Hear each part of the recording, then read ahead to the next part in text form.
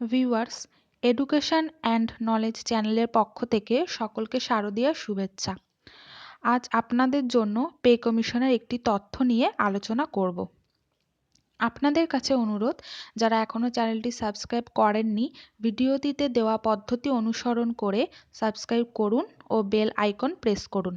আপনাদের চাকরি সম্পর্কিত আপডেট আপনাদের ফোনে চলে আসবে। এখন আসি মূল খবরে।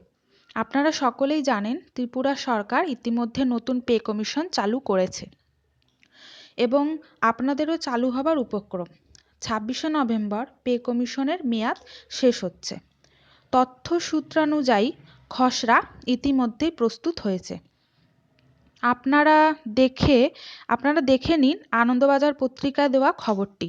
এর মধ্যে বলে রাখি, আমাদের চ্যানেলের খবরগুলি বিভিন্ন নিউজ মিডিয়া ও সংবাদপত্র থেকে সংগ্রহ করা, সুতরাং আমরা ভুয়ো খবর বিশ্বাস করি না। এই খবরের সারসংক্ষেপ আপনাদের পড়ে শোনাচ্ছি। রাজ্য সরকারি কর্মীদের 2019 থেকে বেতন বৃদ্ধির ইঙ্গিত। 26শে নভেম্বর শেষ হচ্ছে বেতন কমিশনের মেয়াদ। এর মধ্যেই এক বিজ্ঞপ্তিতে জানানো হয়েছে 2019 সালের জানুয়ারি মাস থেকেই 125% ডিএ চালু হবে, যা বর্তমানে 100% প্রচলিত। এর মধ্যে সমস্ত বেতন কমিশনের শুনানি শেষ, খসড়াও ইতিমধ্যেই শেষ পর্যায়ে। এই পত্রিকায় দেওয়া তথ্যানুযায়ী 22%-এর মতো বাড়তে পারে বেতন।